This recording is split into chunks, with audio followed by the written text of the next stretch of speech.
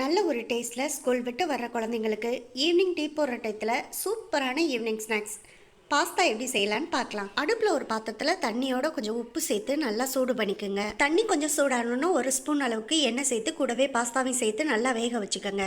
Pasta வெந்து வந்தோடனே இதை தனியாக வடிகட்டி எடுத்து வச்சுக்கோங்க. அடுத்த அடுப்பில் ஒரு பாத்திரத்தில் எண்ணெயை சூடு பண்ணி கொஞ்சம் சோம்பு சேர்த்து பொரிய விட்டு பொடி பொடியாக நறுக்கின வெங்காயத்தை சேர்த்து வதக்கிட்டு அரை ஸ்பூன் இஞ்சி பூண்டு பேஸ்ட் சேர்த்து நல்லா வதக்கிட்டு ஒரு தக்காளியை நல்லா பேஸ்ட்டை அரைச்சிட்டு சேர்த்து நல்லா வதக்கிக்கோங்க. கூடவே கொஞ்சம் கேப்சிகம் கேரட் ரெண்டையும் பொடி பொடியாக கட் பண்ணிட்டு கூடவே கொஞ்சம் உப்பும் சேர்த்து நல்லா வதக்கிக்கோங்க. பாஸ்தாவுக்கு சேர்க்கிற மசாலாவையும் சேர்த்து ஒரு முறை நல்லா கலந்து விட்டுட்டு 2 ஸ்பூன் அளவுக்கு டொமேட்டோ சாஸ் சேர்த்து நல்லா ஒரு முறை கலந்து விட்டுக்கோங்க. கடைசியா இதுல பாஸ்தாவும் சேர்த்து நல்லா ஒரு முறை கலந்து விட்டுட்டு இது மேல கொஞ்சமா சின்ன சின்னதா கட் பண்ண சீஸும் பொடி பொடியா நறுக்கின கொத்தமல்லி தலையையும் தூவி விட்டுட்டு ஒரு முறை கலந்துட்டு குழந்தைங்களுக்கு சாப்பிட கொடுங்க.